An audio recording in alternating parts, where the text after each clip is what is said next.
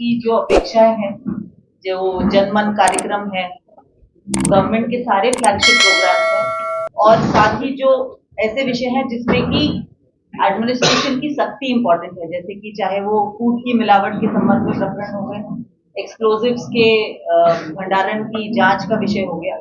तो इसमें जो शासन की प्राथमिकता के विषय हैं उन पर जिले में क्या प्रगति है और कहाँ हम यदि किसी कारण से पीछे हैं तो उसके रीजंस क्या हैं और कैसे उसको हम स्पीड अप कर सकते हैं, इस संबंध में आज एक चर्चा करिए। आने वाले सीजन में रबी उपार्जन का एक कार्य रहेगा यहाँ पर, उसकी अभी एक विस्तृत समीक्षा मैंने करी है एग्रीकल्चर और वेयर हाउसिंग की पूरी टीम के साथ में।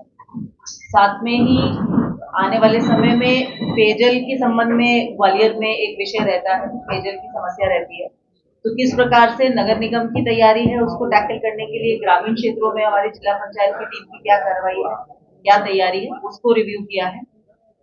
यदि आवश्यकता पड़ेगी तो हम हमारे जो जल स्रोतों के डेड स्टोरेज है उससे भी पेयजल का यदि उठाव करने की स्थिति बनेगी तो उसको भी हम लोग करेंगे। इस संबंध में भी आज मैंने अपने डिपार्टमेंट्स का रिव्यू किया है। और आप सब जानते हैं कि इलेक्शन बिल्कुल निकट है, कभी भी आचार संहिता का अनाउंसमेंट हो सकता है, तो इलेक्शन के संबंध में भी हमारी, क्योंकि पार्लियामेंट्री कॉन्स्टिट्यूंसी के लिए ग्वालियर रिटर्निंग ऑफिसर होंगे, तो हम लोगों की क्या तैयारी है। काउंटिंग सेंटर भी मैं अभी इसके बाद में एक बार अभी विजिट करने जा रही हूँ आप लोगों से चर्चा के बाद में, उसको भेजते हुए एचआर की सारी तैयारी, सुरक्षा के संबंध में विषय, एग्जीक्यूटिव मजिस्ट्रेट्स और पुलिस के साथ में अब एक तत्काल ही बैठक हम ऑर्गेनाइज करेंगे और मुझे ऐसा लगता है कि एज अ टीम वर्क हम लोग यहाँ पर अच्छा काम करेंगे। अभी रिसेंटली इलेक्शन कमीशन के आप सब लोग भी बहुत अच्छे से रीड करते हैं और मीडिया के साथ ये पॉइंट्स बड़े अच्छे से शेयर भी होते हैं। तो इलेक्शन कमीशन आपसे 3 साल से अधिक ऐसे ऑफिसर्स की जानकारी चाहता है जो कि इलेक्शंस में डायरेक्टली इन्वॉल्व होते हैं। जो सर्कुलर्स हैं वो डिस्ट्रिक्ट इलेक्शन ऑफिसर हो गए, एसपी हो गए, हमारे जो डिप्टी डीओ हैं वो हो गए, सभी एसडीएम्स हो गए, एसडीओपीज हो गए। तो ऐसे ऑफिसर्स जो डायरेक्टली इन्वॉल्व हैं इलेक्शंस में और उनकी कैटेगरीज भी उन्होंने ओपन करी है। जैसे कि ये फर्स्ट टाइम है जब एक्साइज को भी इसमें इंक्लूड किया गया। अभी तक एक्साइज डिपार्टमेंट इससे अछूता रहता था, तो निर्वाचन आयोग ने इस बार एक्साइज पर भी ये कार्रवाई की है और उसके तराजमे में ट्रांसफर हुए हैं। तो निश्चित रूप से उनके सभी नियमों का पालन होता ही है। हाँ बिल्कुल बिल्कुल बिल्कुल, ये तो पूर्व में ही हो चुका है, मैं आपको देख कर बता पाऊंगी। इसी से नहीं, जहाँ पर भी आपने एक अच्छा विषय सामने रखा है और एक ऐसा विषय है जो सामान्य व्यक्ति को अफेक्ट करता है। ग्वालियर में सबसे कई बार ऐसा होता है कि इन लोगों के चंगुल में जो लोग फंसते हैं वो बहुत गरीब लोग होते हैं, तो जी बिल्कुल। ग्वालियर में सबसे ज्यादा एसडीएम झांसी के अंडर में इसी से मिलता जुलता मेरा क्वेश्चन भी है। हाँ, देखिए मैं इसमें आपको जरूर इतना कहना चाहूंगी कि अगर ये यहाँ का इतना ही बर्निंग विषय है और सामान्य जन को अफेक्ट करता है तो मुझे पूरा कॉन्फिडेंस है कि हमारे माननीय मुख्यमंत्री जी भी इस विषय को लेकर के चिंतित होंगे, क्योंकि लोगों के लिए काम करने की उनकी मंशा है और अगर प्रत्यक्ष रूप से यदि इस प्रकार की कुछ कार्रवाई मिलती है यहाँ पर तो निश्चित रूप पर कार्रवाई होगी। इनोवेटिव मैं बताना चाहूंगी कि वहां पर हमने वाटर रिचार्जिंग के विषय में एक काफी अच्छा एक्सपेरिमेंट किया था। तो वहां जिला पंचायत के माध्यम से करीब 150 बोर्स हमने खोले थे और उसमें इस प्रकार की प्रक्रिया रहती है कि हैंडपंप्स के जो पाइप्स हैं उनको काफी वाटर टेबल के लेवल तक लेकर के जाते हैं और ऑटोमेटिकली उसमें वाटर रिचार्ज होता है। और 3 साल बाद जब उसका डेटा देखा था तो उसके पॉजिटिव रिजल्ट्स मिले थे। तो एक चीज हम उस पर काम कर सकते हैं, क्योंकि ग्वालियर भी पानी की समस्या से जूझता है, एक ऐसा ही जिला है। साथ में शिक्षा के क्षेत्र में वहां पर एक कार्यक्रम चलाया था जिसमें जब मैंने ज्वाइन किया था रतलाम के, जो हम लोगों की एक एनुअल रैंकिंग आती है कि जिले की पूरे स्टेट में स्कूल्स की परफॉर्मेंसेस की रैंकिंग आती है बोर्ड्स के रिजल्ट्स के आधार पर। तो हम, मुझे बहुत स्पेसिफिकली याद नहीं है लेकिन करीब कहीं हम 20s में थे और उससे रतलाम 7th डिस्ट्रिक्ट पर आ गया था। तो उसमें कोई हमारा अलग से फाइनेंशियल बर्डन नहीं था।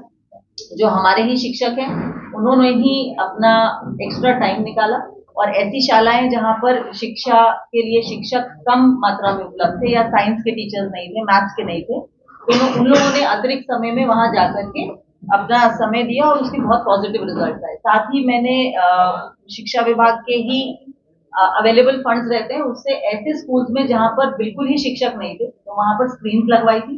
अब बच्चे हमारे शहरी क्षेत्र के हों या ग्रामीण क्षेत्र के हों, वो सब लोग स्क्रीन फ्रेंडली हैं। तो आप अगर उनको कोई भी साइंस का टॉपिक, एक बार प्लांट कैसे फंक्शन करता है, फोटोसिंथेसिस कैसे होती है, खाना कैसे बनाते हैं पौधे, अगर आप दिखा देते हैं उनको तो वो अपनी भाषा में आंसर लिखने में, हमको ये देखने मिला कि शिक्षक विहीन शालाओं में भी हमारा रिजल्ट बहुत अच्छा हुआ। तो एक ये चीज हमने मिलावट के केस में मैंने आते ही अभी टीएल में सबसे पहले हमारे यहाँ फूड की टीम से भी और जो प्रभारी एडिशनल कलेक्टर है उनसे भी जानकारी ली। पत्रक उन्होंने दिखाया है। हाँ नहीं बिल्कुल ठीक है, बिल्कुल ठीक है, लेकिन वो एक ऐसा विषय उसको जारी रखना है और बहुत सख्ती से जारी रखा जाए। समय के बाद ही बता पाऊंगी, आज के मैडम शिक्षा से जुड़ा फूड से संबंधित चीजें हैं, वहाँ पर लगातार कहीं ना कहीं ऐसी चीजें परोसी जा रही हैं जनता को और उनको। मैंने आपके साथी के क्वेश्चन के आंसर में दिया कि इस अभियान पर बिल्कुल तेजी होगी और ये माननीय मुख्यमंत्री जी की भी प्राथमिकता का विषय है, तो निश्चित रूप से ये कार्रवाई जारी रहेगी। मैडम एक गरीबों को चावल जो बड़े राशन का आता है और गरीबों के बिना लाइसेंस के जो व्यापारी लोग खरीद रहे हैं तो क्या कार्रवाई की? आप इसका कोई साक्ष्य जरूर प्रस्तुत कीजिएगा क्योंकि मैंने आज ही उपार्जन का रिव्यू किया है तो मैं निश्चित इसमें देखना ग्वालियर में समझती हूँ कि एक ऐसा क्षेत्र है जिसमें पोटेंशियल बहुत ज्यादा है और आने वाले समय में युवाओं को रोजगार से जोड़ने के लिए मैं जरूर, मेरी एक प्राथमिकता है कि कहीं ना कहीं ऑर्गेनाइज्ड वे में हमारे जो युवा हैं कहीं कार्य प्राप्त कर सके, तो चाहे वो इसके लिए हमें मेगा कंपनी से कांटेक्ट करना पड़े, चाहे वो दिल्ली लेवल की कंपनी हो। ग्वालियर की लोकेशन एक बहुत बड़ा एडवांटेज है, यहाँ से बहुत लोग बहुत पास के अच्छे बड़े सेंटर्स पर जा सकते हैं। तो इसके लिए क्या किया जा सकता है, मैं निश्चित मेरे ये प्रायोरिटी में है कि यहाँ हम एम्प्लॉयमेंट के लेकर के कुछ काम करें। साथ ही ग्रामीण एरिया भी काफी है और ग्रामीण अंचल में हमारे यहाँ सहरिया ट्राइब्स की भी अच्छी खासी संख्या है और माननीय मुख्यमंत्री जी का, प्रधानमंत्री जी का कार्यक्रम जनमन भी चल रहा है, तो उसका सैचुरेशन अच्छा हो सके, यानी बाकी में हम जो काम कर रहे हैं वो नीडी लोगों तक पहुंच सके, इसके लिए भी मैं कार्य करूंगी। मैम गवर्नमेंट की जो पुस्तकें होती हैं वो प्राइवेट तरीके से बेची जा रही हैं, पुस्तकें सप्लाई की जा रही हैं दुकानों पे जो स्कूलों में रहती हैं, उसके बारे में आपका क्या कहना चाहते हैं? अवैध उत्खनन को लेकर तो स्पेसिफिकली मैंने अभी आज एसडीएम को निर्देशित किया है कि ये आप इसका चिन्हांकन का कार्य शुरू करें और जिसके क्षेत्र में मुझे ऐसी कार्रवाई होती मिलेगी उस अधिकारी पे भी कार्रवाई करें। ग्वालियर क्षेत्र एक बहुत ही बड़ा सेंटर है, बड़ा इकोनॉमिक सेंटर है, बड़ा ग्रोथ का सेंटर है और उसी दिशा में मुख्यमंत्री जी की मंशा अनुसार यहाँ का डेवलपमेंट हो, ये हमारी प्राथमिकता रहेगी।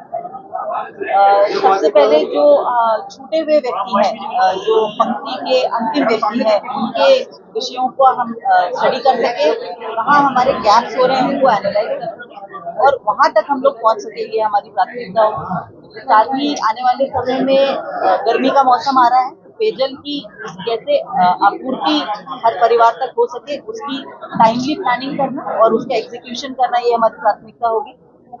रबी उपार्जन के लिए तैयारी हम लोग बिल्कुल almost on the verge of it हैं। अभी किसानों का पंजीयन कंप्लीट हो गया है और सेंटर्स को फाइनलाइज करना और वहां पर किसानों का एक्सपीरियंस जो है उपार्जन जो यदि लेकर के आते हैं तो उनका एक्सपीरियंस अच्छा रहे, इसकी हमारी प्राथमिकता रहेगी। और निकट भविष्य में लोकसभा चुनाव हमारे यहाँ पर होने वाले हैं, पूरे देश में होने वाले हैं, तो चुनाव एक बहुत ही फेयर और इलेक्शन कमीशन की मंशा अनुसार बहुत ही फेयर इलेक्शंस हो सके और हर व्यक्ति जो पात्र है वोट करने के लिए वो आगे आए और वोट कर सके, ऐसी व्यवस्था हम करेंगे। अध्ययन में मैडम जो देखी जा रही है कि जो चावल मिलते हैं उनको अगर बेच दिया जाता है, काफी उसमें धांधली नजर आ रही है, उसको कैसे आप? मैं इस विषय की बिल्कुल जांच करूंगी और जांच में जो भी दोषी पाया जाएगा उसको कठोर करवाएंगे। युवाओं को रोजगार के लिए क्या है? निश्चित रूप से एक विषय जो मेरे मन में है इस क्षेत्र के लिए कि युवाओं को कैसे अच्छी तरह एक पॉजिटिव तरीके से एंगेज किया जा सके, तो किस प्रकार से हम इनके लिए रोजगार के ऐसे अवसर उपलब्ध करा सके जो कहीं ना कहीं महानगरों से कनेक्टेड हो। दिल्ली हमारे यहाँ से बहुत निकट है, तो कहीं अच्छी इंडस्ट्रीज में, अच्छी कंपनीज में, अच्छे बीपीओज में यहाँ के बच्चों को कार्य मिल सके, इसके लिए कार्य योजना बनाकर जल्दी मैं ग्वालियर में विकास बढ़ता जा रहा है, उसको और स्पीड के लिए कैसा वर्क करेंगे? जो हमारे डेवलपमेंट के वर्क्स हो रहे हैं, मैं अभी टीएल में ही देख रही थी, तो काफी मात्रा में शासन ने भी यहाँ पर राशि सैंक्शन की हुई है। वो कार्य गति से यदि पूर्ण होंगे तो नेचुरली वो डेवलपमेंट को एक फोकस बनते हैं। अच्छी रोड बन जाने से फैक्ट्रीज आती हैं, इंडस्ट्रीज आती हैं, जो किसान हैं वो अपनी उपज लेके सही जगह पहुंच पाते हैं। तो जो हमारे ऑनगोइंग वर्क्स हैं उनको समय से पूर्ण कराना और गुणवत्ता के साथ पूर्ण कराना ये मतलब इसमें आप लोगों की बहुत जरूरत है। हमको आप लोग एक ऐसा जरिया है जो हर व्यक्ति न्यूज सुनता है, देखता है, मोबाइल पर देखता है, तो निश्चित रूप से आपके माध्यम से भी कुछ बड़े अच्छे आइडियाज आ सकते हैं और आप शेयर करेंगे तो निश्चित रूप से हम करेंगे। हाँ, प्रशासन किस तरीके की कोशिश करेंगे। मैडम पॉल्यूशन के लिए क्या करेंगे आप? ग्वालियर में बढ़ते पॉल्यूशन के लिए पोल्यूशन के लिए जो हमारे एयर क्वालिटी इंडेक्सेस हैं उसके जो घटक उसको इफेक्ट कर रहे हैं, जैसे कि वो निर्माण कार्य हो सकते हैं, हमारे रोड के साइड पर कई जगह पर बहुत धूल उड़ती है। हमारा ग्वालियर वैसे भी एक ड्राई एरिया है तो मिट्टी में इतनी नमी नहीं है, तो इनको कंट्रोल करने के क्या साइंटिफिक मेजर्स हो सकते हैं, चाहे वो प्लांटेशन के रूप में हो या ऐसे कुछ साइंटिफिक तरीके हो जिनसे कि एनवायरनमेंट को बिना इफेक्ट किए हम इस प्रॉब्लम से थोड़ा निजात पा सके, इस पर भी